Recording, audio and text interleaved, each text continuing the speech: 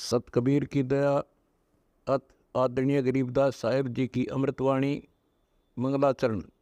गरीब नमो नमो सत पुरुष को नमस्कार गुरु के नहीं, सुर नर मनजन साधुआ संतो सर्वस दे नहीं। सतगुरु साहेब संत सब दंडो तुम प्रणाम, आगे पीछे मध्य हुए तिनको जहाँ कुर्बान। नराकार निर्विषम काल जाल व बंधनम, निर्लेपम निज निर्गुणम अकल अनुबेषुंडनम।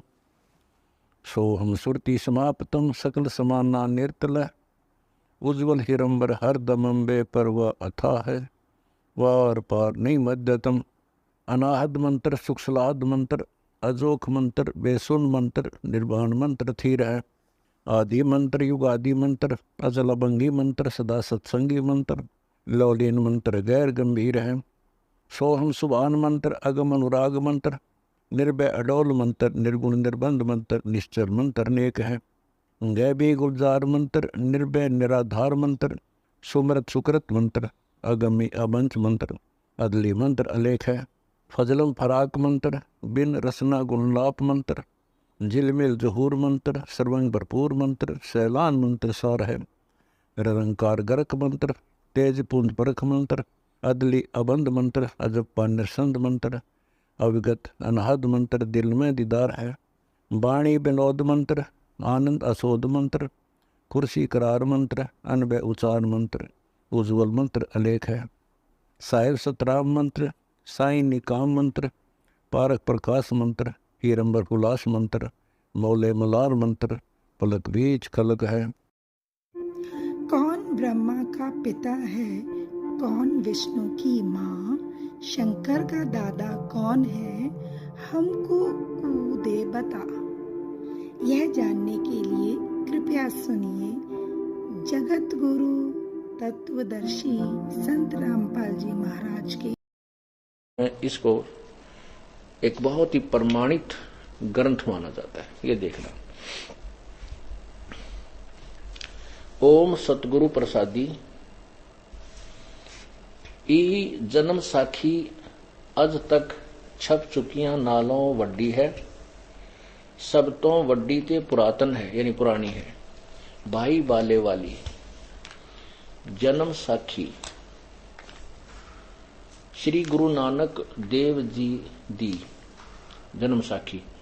पंजे साहिब दी साखी दे, पंजे साहिब दी साखी ते दसां पातशाहां दे जीवन समेत।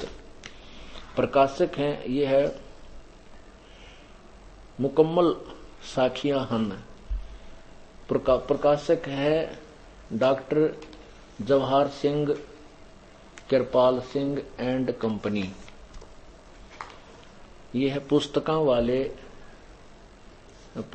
वाले गली नंबर 8 बाग रामानंद अमृतसर। इतने। अब इसके 547 पृष्ठ पर समुद्र की साखी है। ये समुद्र की साखी पृष्ठ 547।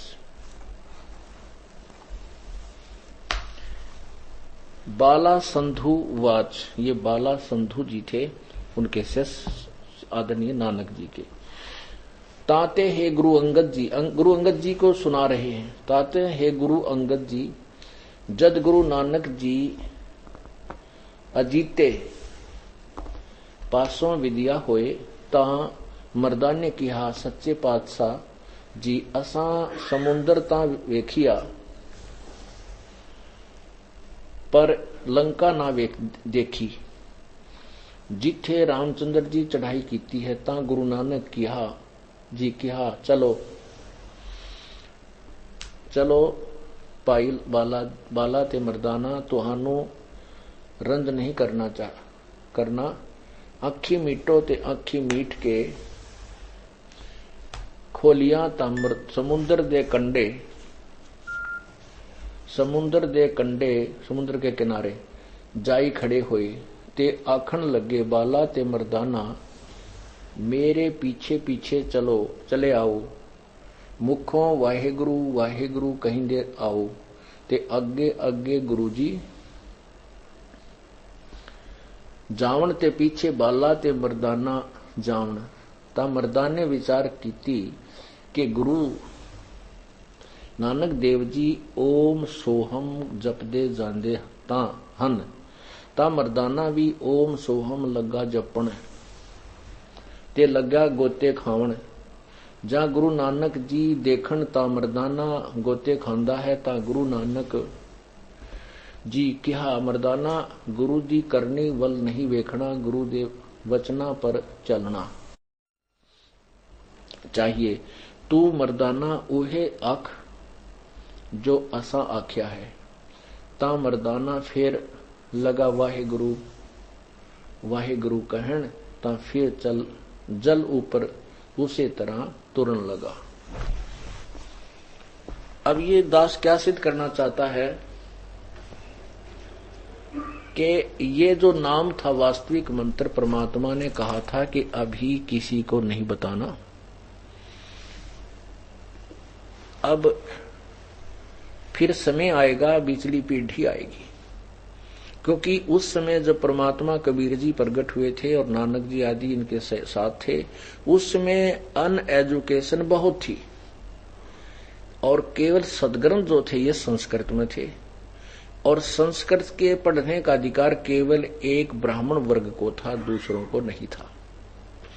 इसलिए ब्राह्मण वर्ग ने ही शास्त्रों को जैसा समझा आगे जनता को समझाया और वो के समझाई बाप के समक्ष है। उन्हें ABC का भी ज्ञान नहीं था।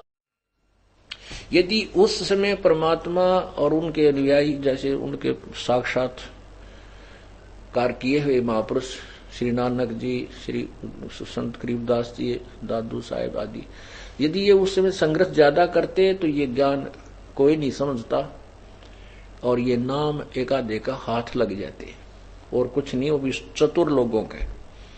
तो वो चतुर लोग जो होते हैं वो चातुर लोग होते हैं ना, वो चातुर लोग चातुर प्राणी चोर हैं, मूड मुग्ध हैं, ठोठ और संतों के निकाम के उनके दे गलजोट है। कि वो चतुर प्राणी हैं जो गुरु बन बैठे नकली और वो उल्टी सुल्टी पट्टी पढ़ा के उन शिष्यों को अपने पीछे लगा रहे हैं।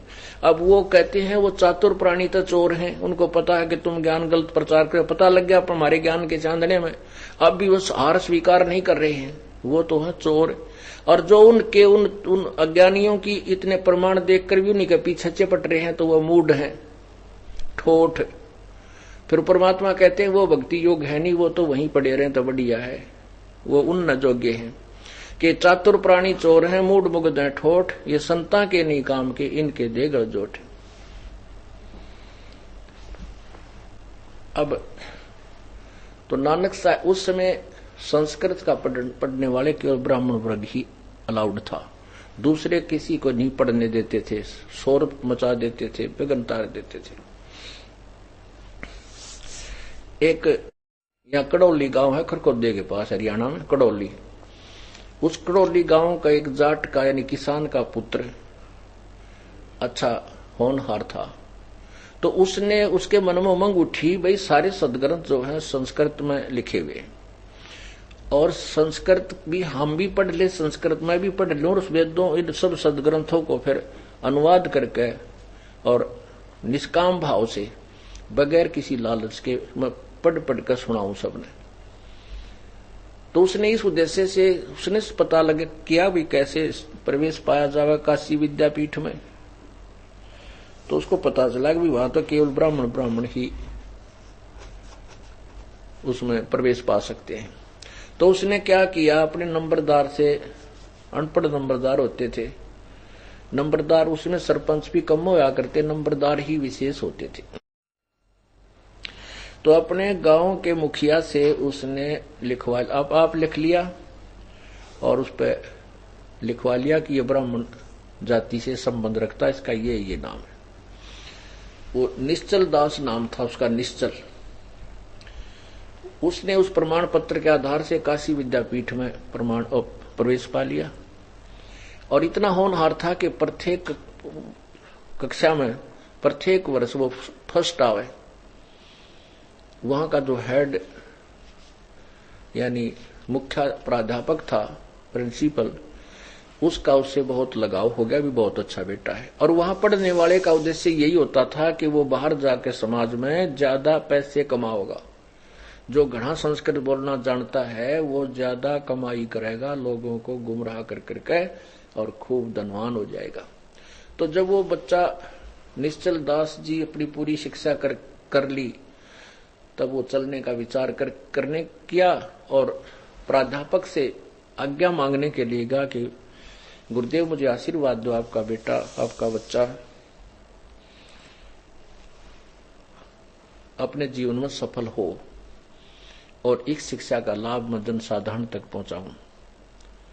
तो उसके लड़की बयान की हो रही थी उस प्रिंसिपल के।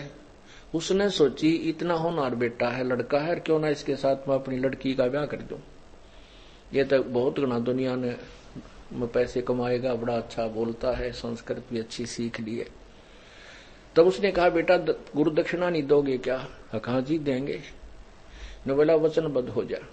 जी हो गया, बांगो क्या आप क्या दे सकता हूं मैं आपको कि आप मेरी लड़की से शादी कर लो। अब वो फंस गया धर्म संकट में। अब उसने सच्ची बतानी पड़ी, अगर शादी करूंगा घर के कुटेंगे, उड़ा ब्राह्मण है वो, फिर एक लाठी ठाओगे एक धरेंगे, यानी बात बिगड़ेगी।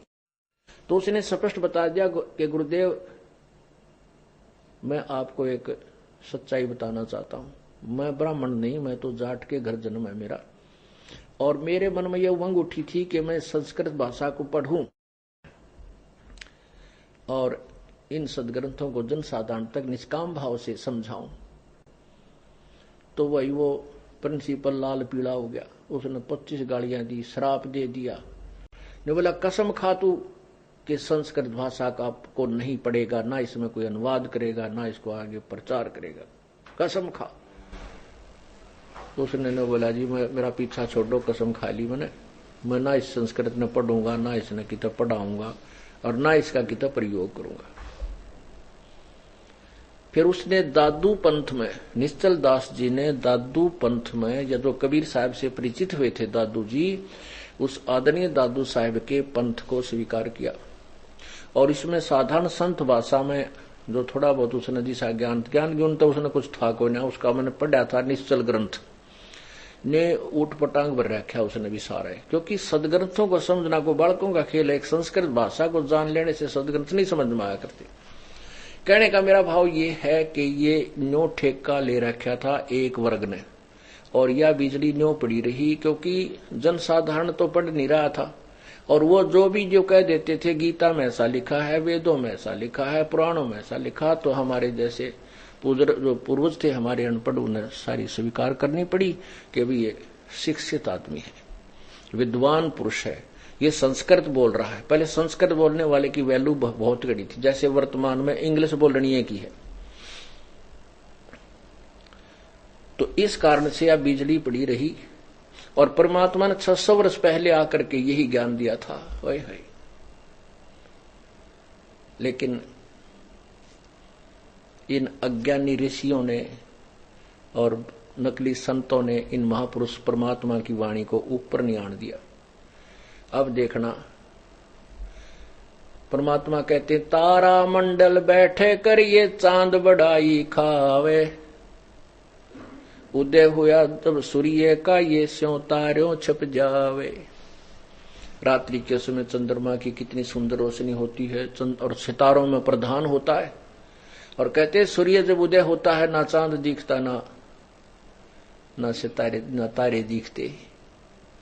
ऐसे ही ये परमात्मा के तत्व रूप ज्ञान रूपी का सूर्य उदय होने लग रहा है, और अन्य संतों के ये जो वेद और गीता का जो ज्ञान है, अनुवादन ज्ञान नहीं था, लेकिन हम वेदों और गीता के ज्ञान को भी इतना फीका हो जाएगा जैसे सूर्य के सामने चंद्रमा और तारे होते हैं। परमात्मा के तत्व ज्ञान के सामने वेद और गीता का ज्ञान भी इतना फीका पड़ जाएगा। तो पुण्यात्माओं, अब क्या बताया जा रहा है?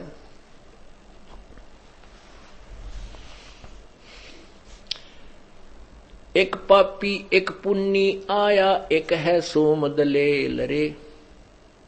गरीबदास एक सतनाम भजन बिन सभी जम की जेल रे। सुर नर मुनि जन 33 करोड़ी, बंदे सभी निरंजन डोरी।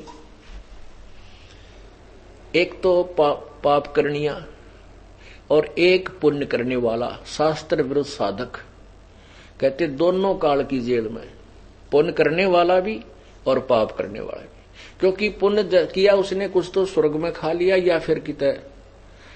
अब देखो पुण्यात्माओं, ये तत्व ज्ञान है, इसमें हर पहलू पर विचार दिया जाता है। अब एक तरफ तो हम कहते हैं कि जो तुम दान करते हो, जैसे किसी चीटी में आटा डालते हो, पक्षियों को दाने डालते हो, कहीं भंडारे करके आते हो, ये तुम्हारा व्यर्थ है। क्यों? गुरु बिन माला फेरते, गुरु बिन देते दान, गुरु बिन दोनों निष्फल हैं, चाहे पूछो वेद पुराण।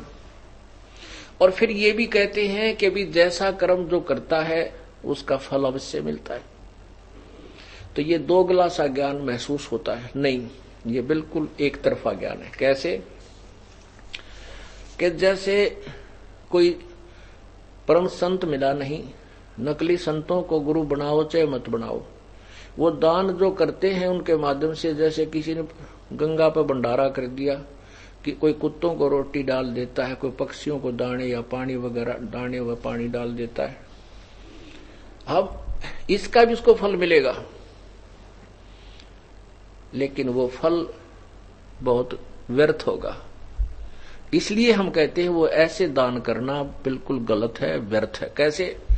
अब जैसे किसी ने अच्छे दान किया, खूब पशुओं को दाने वगैरह डाले, पक्षियों को, बहुत सा जो धर्म पुण्य करते रहे, जिसको हम धर्म पुण्य मानते थे, ठीक है, उसका फल मिलेगा। कैसे? कि वो व्यक्ति अगले जन्म में कुत्ता बन गया, और कुत्ता बन गया तो वो एक ऐसे मालिक के घर उसका वास हुआ जिसके पास कार है। वो मालिक यानी मनुष्य तो ड्राइविंग कर रहा है, और कुत्ता पिछली सीट पर बैठ कर खिड़की में जीभ काट कर टौर से देख रहा है, और मनुष्य उसका ड्राइवर है। और अलग से उसका कमरा होता है, उसको खूब आज कूलर कालर एसी तक लगा देते हैं आजकल तो। और वेटरनरी सर्जन हफ्ते में 2 बार उसकी चेकिंग करने आता है, उसके स्वास्थ्य की। और खाने के लिए बड़ा सुंदर आहार उसको बगैर मांगे वहीं बैठे मिलता है। ऐसा क्यों?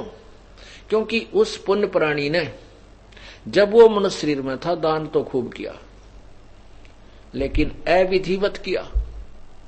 शास्त्र विधि को त्याग कर जो मनमाना आचरण करते हैं उनको ना तो कोई सुख होता है, ना गति होती है, ना उनका कोई मोक्ष होता है। गीता जी अध्याय नंबर 16 के श्लोक 23 में।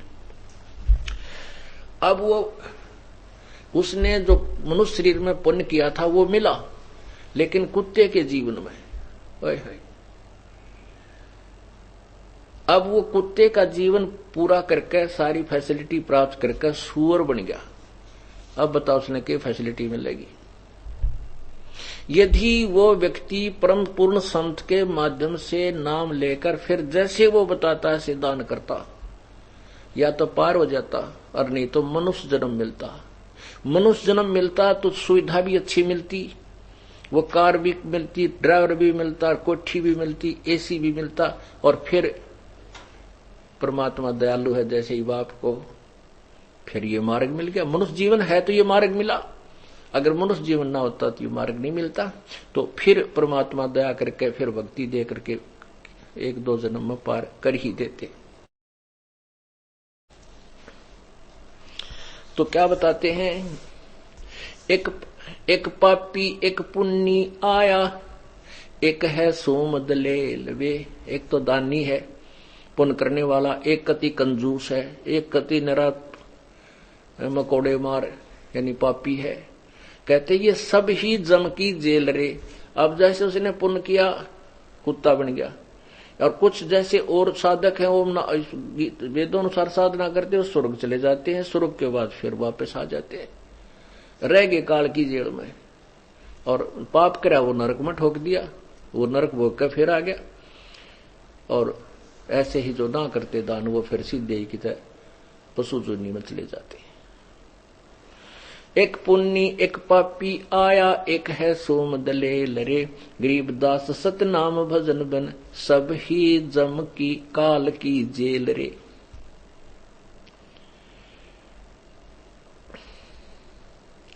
मन माणिक लहर समंदरे, मुरजीवा नग सीपन सायर, वो निर्मल आनंद कंदरे। मन माणिक लहर समंदरे, मुरजीवा नग सीपन सायर, वो निर्मल आनंद कंदरे।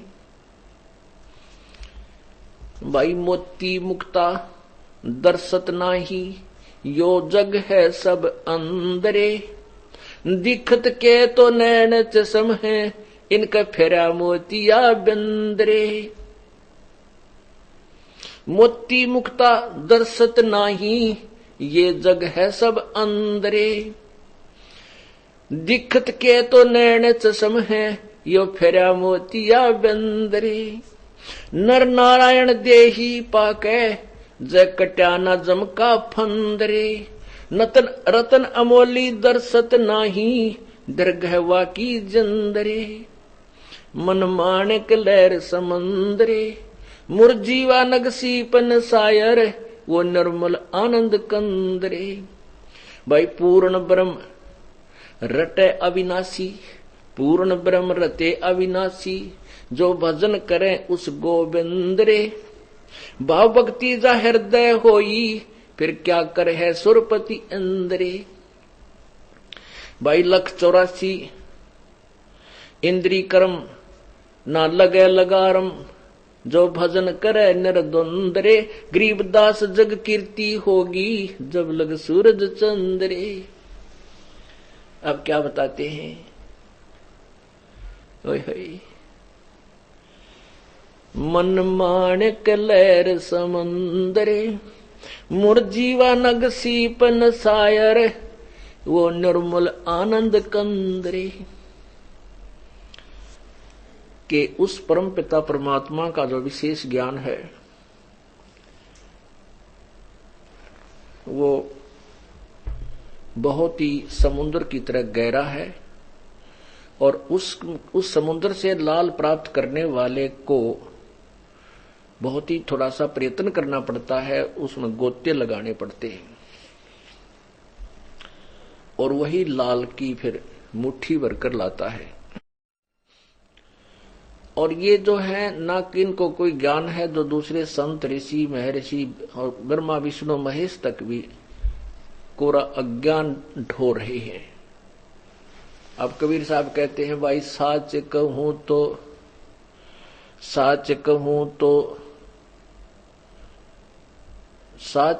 तो जग मारे, और झूठ कही ना जाइयो। साच न पूरा पावते, झूठा जगपति आइयो। निरंजन धन तेरा दरबार, निरंजन धन तेरा दरबार। जहां पर तनिक न न्याय विचार, जहां पर तनिक न न्याय विचार। भाई वैसा उड़े है मुल मुल खासा, गल मोतियों के आर। वैसा उड़े मुल मुल खासा, गल मोतियों के आर।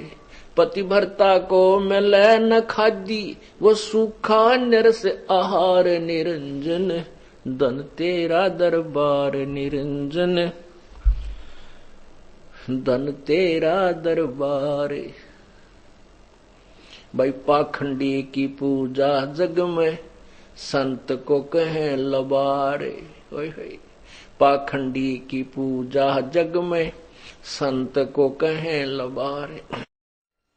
अज्ञानी को परम विवेकी, और ज्ञानी को मूढ़ गंवार। निरंजन धन तेरा दरबार, निरंजन धन तेरा दरबार। जहां पर तनिक न न्याय विचार, जहां पर तनिक न न्याय विचार। कहे कबीर सुनो भई साधो, या सब उल्टा व्यवहार। कहे कबीर सुनो भई साधो, सब उल्टा व्यवहार। सच्चों को तो ये झूठ बताओ, इन झूठों का एतबार निरंजन। धन तेरा दरबार निरंजन, धन तेरा दरबार जहां पर तनिक न न्याय विचार। कहे कबीर सुनो भई साधो, या सब उल्टा व्यवहार। कहे कबीर सुनो भई साधो, सब उल्टा व्यवहार। भाई सच्चों को तो ये झूठ बतावे, इन झूठों का एतबार निरंजन। धन तेरा दरबार निरंजन, धन तेरा दरबार जहां पर तनिक न न्याय विचार। अब इसमें क्या बताते हैं, इसी शब्द से संबंधित है कि इन अज्ञानियों को तो मैं ऋषि कहा करते, जिन्हें कह ख का बिना भी रहा। ओए होए। और कबीर परमात्मा को क्या लिखा है सत्यार्थ प्रकाश में महर्षि जी ने 11वें समोल्लास में 306 पृष्ठ पे। ओए होए। कहते उसने वो ब्राह्मणा के पास पढ़ने गया था, किसी ने संस्कृत पढ़ाया को नहीं, इसलिए ऊट पटांग भाषा बनाकर आप गान दा गया। और कुछ चुलाए जैसे नीच व्यक्ति उसकी जाल में फंस के। और तेरा और पुण्यात्मा उस परमात्मा ने 600 साल पहले यही सदग्रंथ जो संस्कृत हो रही थी वो सिंपल लैंग्वेज में कति ट्रांसलेट कर रखे थे, जो आज आपके समक्ष दास बता रहा है। अब गीता जी ज्ञानदाता कौन है ये नहीं विरायन है, और गीता जी का डंडोरा पीटनिया की कमी नहीं, और इस जैसा सदग्रंथ नहीं ये मानती है तो सत्य है। गीता एक बहुत अनमोल शास्त्र है, लेकिन इसमें क्या लिखा है, गीता जी में संदेश क्या दे रही है, ये किसी को ज्ञान नहीं आज तक। कबीर परमात्मा ने 600 वर्ष पहले बता दिया था, या आज इस दास के ऊपर मेहर की उस परम पिता ने इस तुझबुझ जीव का यो ज्ञान योग खोल दिया। उस परम पिता के आड़ में उसी की रोशनी से दास आपको ये सदग्रंथों को कति न खोल कर धर रहा दिखा रहा है। तो क्या बताते हैं कि मोती मुक्ता दर्शत नाही, यो जग है सब अंदरे। दिखत के तो नैन चश्म, इनका फिरा मोतिया बंदरे। ये बड़े विद्वान दिखे थे, बड़े महापुरुष विद्वान महर्षि संत मंडलेश्वर, बड़े संस्कृत के ज्ञाता, भैया तो बड़े आचार्य हैं। इन कहता है सफेद मोतिया बंद हो रहा था। जिसका सफेद मोतिया हो ना आंखा में, आंख इतनी साफ दिखा करें, लेकिन उसने दिखता कति कुछ नहीं। अंधा होता नपट अंधा हो है वो जिसका सफेद मोतिया हो जाए, आंख इतनी बढ़िया दिखे जैसे बहुत ही अच्छी नजर वाला आदमी होगा यो। तो ऐसे ये अज्ञानी ऋषि महर्षि, इनका मोतिया बंद था, अज्ञानी थे ये कति, और इनको कति आंख्याड़ा मान्या करते थे। मोती मुक्ता दर्शत नाही, ये जग है सब अंदरे। ये मोती मुक्ता यानी जो मुक्त करने वाला वास्तविक मोती यानी नाम है, मुक्ति रूपी मोती का वे ऑफ वर्शिप, उसकी साधना का किसी ने ज्ञान नहीं। ये जग है सब अंधरे यानी ज्ञान रूपी अंधे हैं। टोटली केवल उन संतों को छोड़कर जो परमात्मा से परिचित हुए, जिस पर परमात्मा ने मेहर की कबीर साहब ने, और अपना सतलोक सचखंड दिखाकर वापस छोड़ा, उन्होंने तो मालिक का समर्थन किया उस वाणी का, और गवाह बड़े हैं कबीर परमेश्वर के। और उसके अतिरिक्त सभी कति अज्ञानी थे।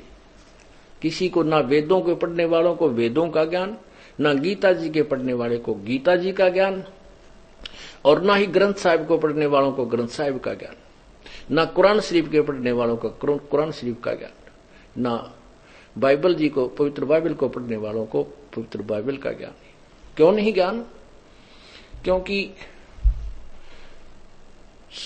पवित्र बाइबल में उत्पत्ति ग्रंथ में लिखा है कि परमात्मा ने 6 दिन में सृष्टि रची, और 6ठे दिन उसने क्या किया कि मैं मनुष्यों को रचूंगा। भगवान ने कहा, अल्लाह ने, उस गॉड ने, और भगवान ने मनुष्यों को कहा कि मैं इनको अपने जैसा, अपने स्वरूप में इनकी रचना करूंगा। भगवान ने मनुष्य को अपने ही स्वरूप के अनुसार उत्पन्न किया। तो भगवान कैसा?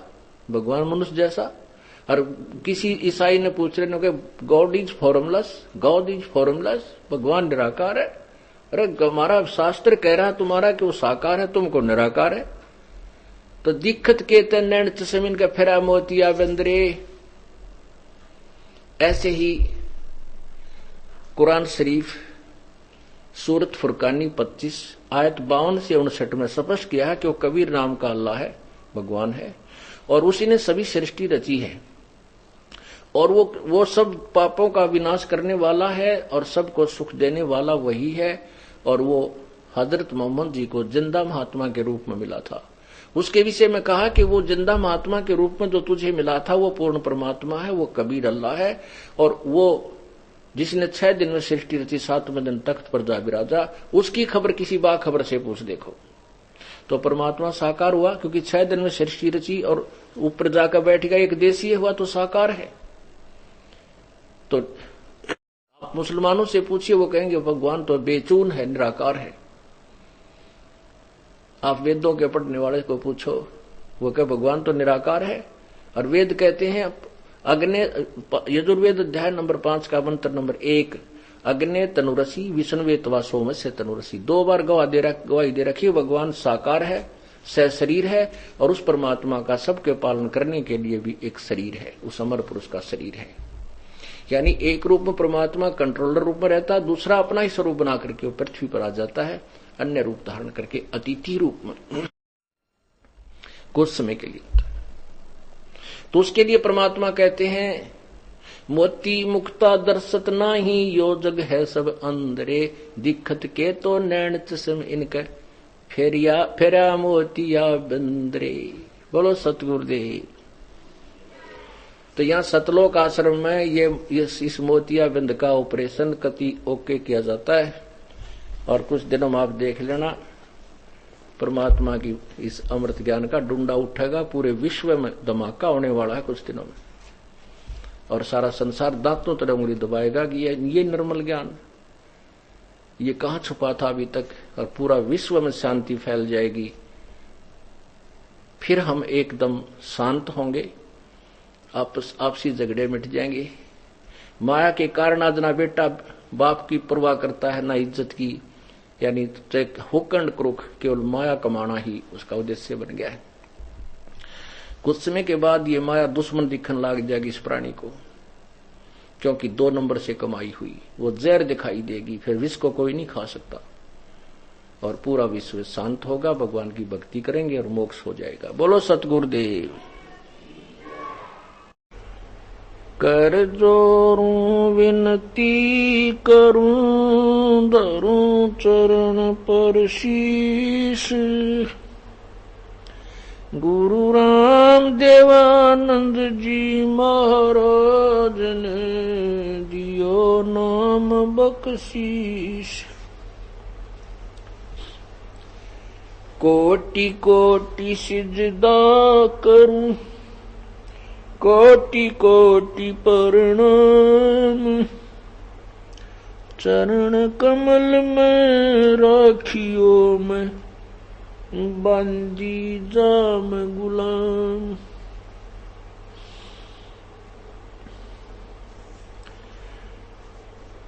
जय इब कै सतगुरु मिले, सब दुख आँखों रोए, चरणों ऊपर शीश धरूं, कहूं जो कहनी हो, गुरु जी तुम ना भूलियो। कबीर गुरु जी मिल लेंगे, पूछेंगे कुशलात, आद अंत की सब कहूं, अपने दिल की बात, गुरु जी तुम ना भूलियो। चाहे लाख लोग मिल जाएं, हमसे तुमको बहुत है, तुमसे हमको नहीं। तुम्हारे विसारे क्या बने, किसकी शरण में जाऊं। शिव बिरंच मुनि नारदो, तिनके हृदय न समाऊं। अवगुण किए तो बहुत किए, करत न मनी हारे। भावे बंदा बख्श दियो, बावे गर्दन तारे। अवगुण मेरे बाप जी, बख्शो गरीब नवाज। जो मैं पूत कपूत हूँ, बहुर पिता को लाज।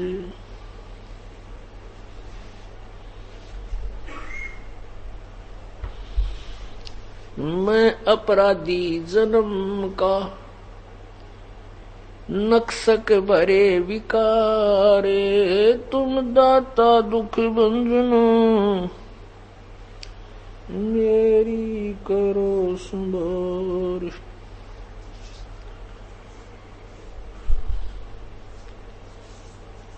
बंदे तो कर बंदगी, बंदे तू कर बंदगी। जय चावे दीदार,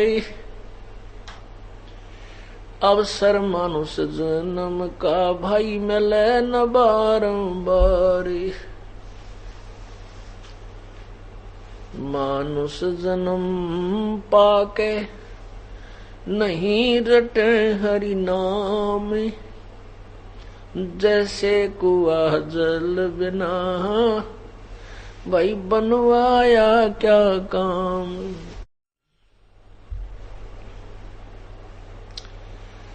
गरीब अगम निगम को खोज ले, बुद्धि विवेक विचार। उदय अस्त का राज मिले, तो बिन नाम बेगार। पुण्यात्माओं,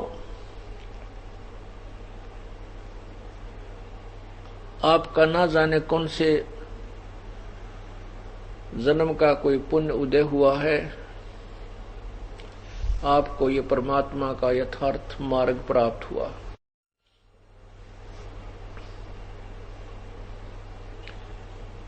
इस सत भक्ति के बिना यदि हम कोई और भक्ति भी करते हैं, शास्त्र विरुद्ध साधना भी करते हैं, वो व्यर्थ है, यूजलेस है। उसके अतिरिक्त यदि हमें पूरी पृथ्वी का शासन राज्य भी प्राप्त हो जावे, और यदि वो हमारे पास भक्ति ना हो, तो उसको क्या संज्ञा दी है परमात्मा ने। कहते हैं अगम निगम को खोज ले, और थोड़ा सा बुद्धि विवेक विचार। उदय अस्त का राज मिले, तो बिन नाम बेगारे। होय होय बेगार। यदि पूरी पृथ्वी का राजा भी आपको बना दिया जावे, और आपके पास ये नाम नहीं है, ये भक्ति नहीं है, सत्य नाम नहीं है, तो ये पूरी पृथ्वी का राजा कैसा होता है कि वो बेगार कर रहा है। बेगार, बेगार किसे कहते थे? पहले हम छोटे छोटे से थे, जब गांव से शहर आते थे तो 3 व्हीलर चला करते, बड़े बड़े, पहले पेट्रोल के चले थे। तो उस समय 1-2 3 व्हीलर आया करता हमारे गांव से लाखन माजरा तक। लाखन माजरा से फिर आगे रोहतक वाली गाड़ियां बसें मिला करती थी। तो वो एक आता था, वो 1-2 चक्कर लगाता था। एक दिन वो आया नहीं, उसकी इंतजार करके फिर पैदल पैदल वहां पहुंचे, लाखन माजरा से बस पकड़ी। तो अगले दिन वो अपने साथियों से बता रहा, उन्होंने पूछा कि तू कल क्यों नहीं आया? वो 3 व्हीलर वाला कहता है कि कल मैं बेगार में फंस गया। बेगार क्या बताई उसने कि पुलिस वाले पकड़ ले गए उन्होंने कहीं रेड लगानी थी, कोई अपराधी पकड़ना था, कोई शराब स्वरूप निकालना था, कई जगह उन्हें छापे मारने थे। मुझे ले गए, अपने पास से तो मैंने पेट्रोल डलवाया अपनी जेब से, और अपनी जेब से खाना खाया, कहीं होटल आटल रास्ते में आया जहां पर, और सारा दिन इधर चल उधर चल, पहले से ज्यादा गाड़ी चलाई, जो रोज चलाता था उससे ज्यादा गाड़ी चली, और शाम ने 100-200 रुपये बर्बाद करके घर में बेगार पीट के घर से खर्चा करके जो का त्यों आ गया, यानी नुकसान करके आ, लाभ कुछ नहीं। तो उसको बेगार कहा करते, बेगार। अब वो संज्ञा दी है परमात्मा ने उस राजा को, पृथ्वीपति को। फिर उससे आप अपनी तुलना कर लेना, आप क्या आपका क्या स्थिति होगी जो भक्ति नहीं करते, चाहे कोई छोटा मोटा अधिकारी भी है, चाहे छोटा मोटा मंत्री मुख्यमंत्री भी बन रहा है एक क्षेत्र का, और वो भक्ति नहीं करता, और चाहे राष्ट्रपति है चाहे प्रधानमंत्री है, वो बेगार कर रहा है, बेगार। अपनी पूर्व जन्म की पूंजी से ही वो आज राजा बना है, और भविष्य की तैयारी वो कर नहीं रहा, अब केवल बेगार पीट रहा है। परमात्मा यानी संतजन आदरणीय गरीबदास साहिब जी परमेश्वर कबीर जी के उस ज्ञान को अपने मुखारविंद से बता रहे हैं अपनी वाणी में कि अगम नगम को खोज ले और बुद्धि विवेक विचार, उदय अस्त का राज मिले तो बिन नाम बेगार। होय होय। अब क्या बताते हैं, अगम निगम को खोज ले के भविष्य का कुछ विचार कर और थोड़ा सा बुद्धि से सोच। यदि आपको परमात्मा की सच्ची भक्ति प्राप्त नहीं है, चाहे राजा भी बना है, बेगार कर रहा है, क्योंकि तप से राज्य मिलता है, अपने पिछले कर्म से ही राज्य प्राप्त होता है, और वर्तमान में भक्ति नहीं करता है तो वो बैटरी उसकी डिस्चार्ज हो जाती है, पूर्व जन्म की हुई कमाई समाप्त हो जाती है, और फिर कहां जाता है, धर्मराज के दरबार में। तो अब आपको एक कुछ कथा सुनाते हैं, राजा लोगों की के बिरान माटी होती है। आदरणीय गरीबदास साहिब जी ने परमेश्वर कबीर साहिब जी की दया से, कृपा से ज्ञान प्राप्त हुआ, और फिर उन्होंने जो ज्ञान हमें बताया, क्या बताते हैं, एक प्रियव्रत नाम का राजा था। प्रियव्रत नाम का एक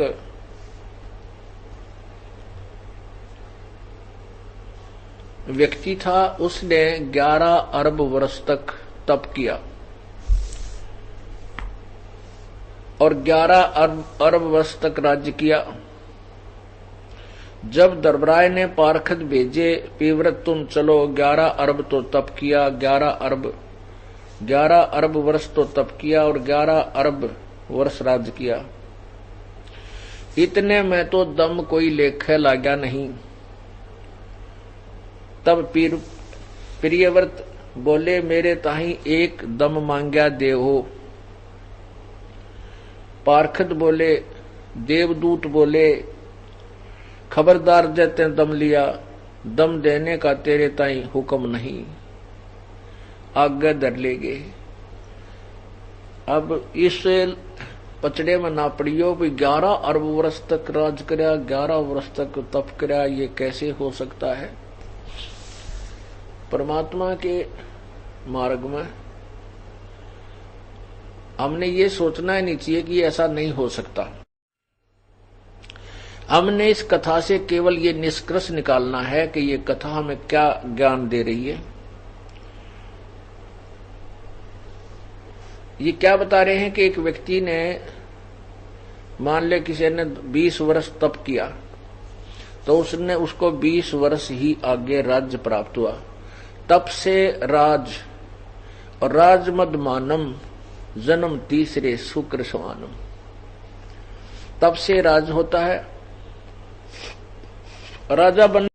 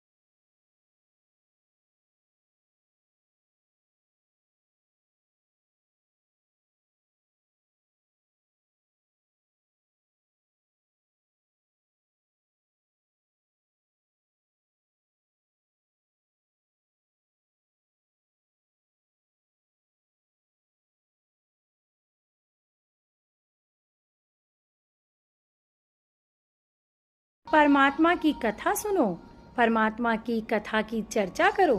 इसके अतिरिक्त जो भी बातें करते हो, सुनते हो, वह सब व्यर्थ है। ऐसे ही आध्यात्मिक वीडियो देखने के लिए हमारे चैनल विश्व विजेता संत रामपाल जी महाराज को